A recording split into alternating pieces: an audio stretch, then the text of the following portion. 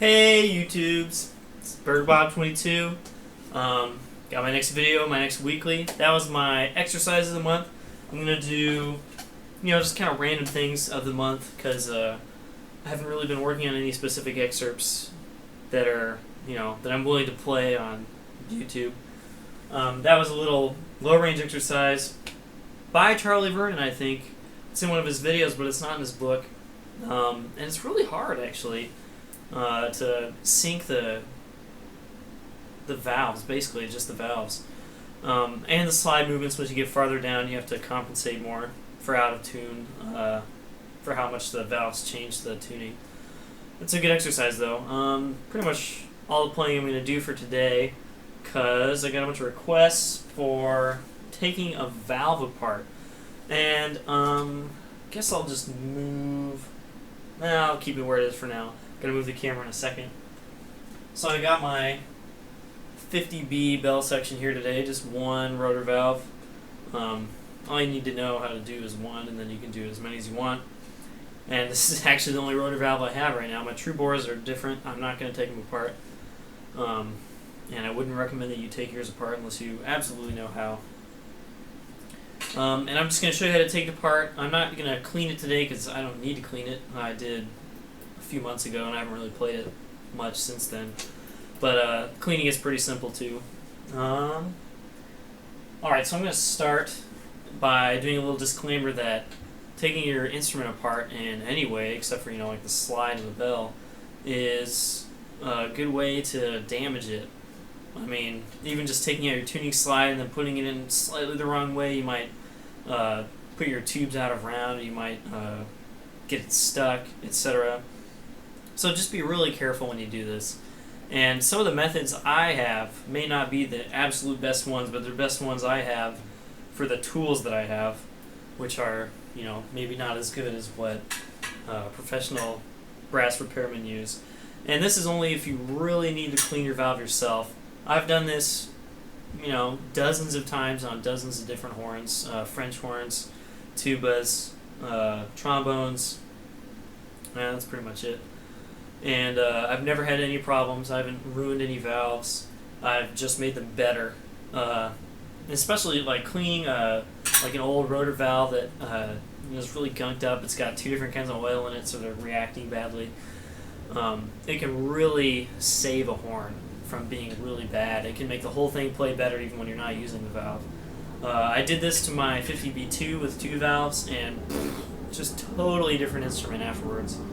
There's the obligatory plane flying over for my weekly. I don't know why this keeps happening. Alright, so I'll get started. First, be careful, don't ruin your instrument. If you do, it's not my fault, hopefully. First you need several tools. First thing you need is a screwdriver for whatever screws your valve is kept in with. All I need is a pretty thin flathead for the screw holding in the linkage, and then to pry it off. That's all I need. Some instruments need different ones. It's usually pretty thin flathead though. This might not even be thin enough for some instruments. So you need a screwdriver, you need a rubber mallet. I use a nice 8-ounce rubber mallet that I got a couple years ago. I prefer rubber because you're not going to ruin anything. The rubber will deform before most metals, at least. And they're really cheap, so who cares? And you need some kind of rags. I have paper towels. I'm going to put some of those down right now. And these are just to catch oil and grossness, because you're going to get a lot of that, hopefully, unless the instrument's totally dry. So first start out, you got your instrument, and I need to move the camera, forgot.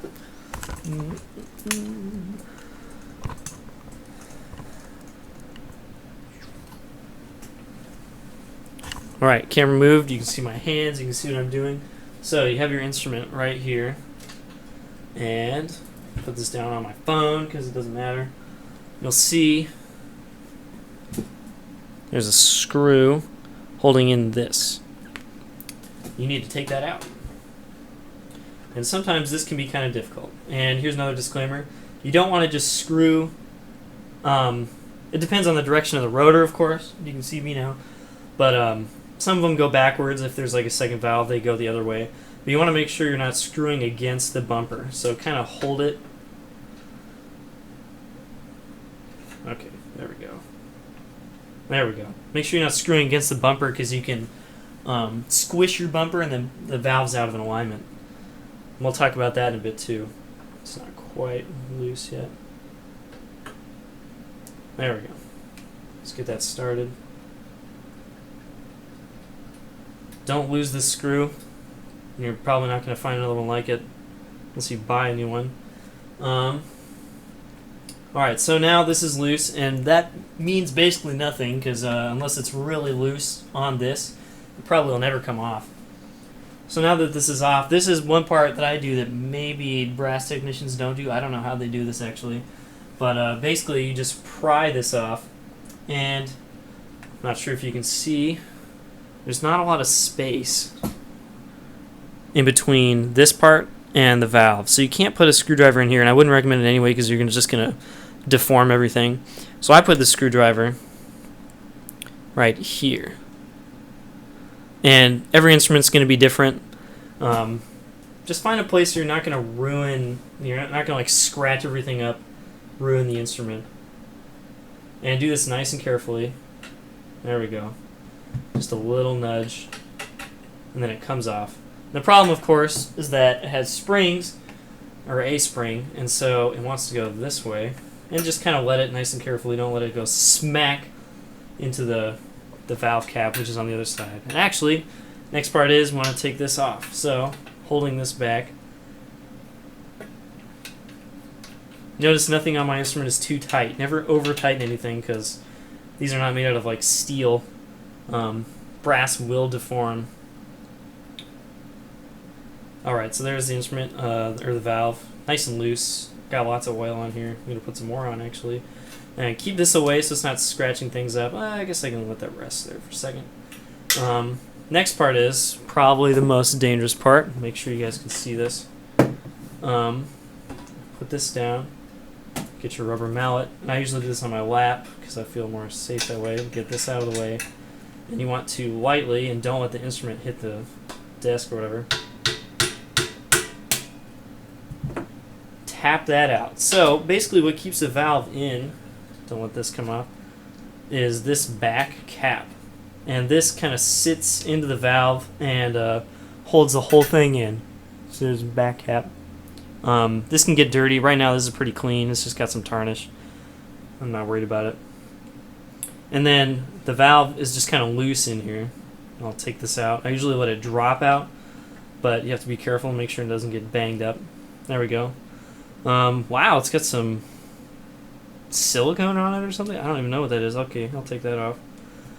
And there's the inside of the valve. Okay, so if you want to clean this, it's totally possible. It's pretty easy. I usually get a snake and I get some soap, like put this in the bathtub, let it soak. Get like a mouthpiece brush and stuff, and you just scrub all these out. Look at the snake. The ports can get kind of dirty sometimes. Sometimes the valve casing itself is dirty. You just need to get some soap, scrub it out. Try not to use anything abrasive because you want this to stay nice and smooth. So snake, try not to snake the actual valve chamber itself. That's pretty much it. A lot of these get a lot of green gunk, and you can pretty much just get soap on your finger and just go, and it'll get all the gunk off. Same thing goes for, let that sit there.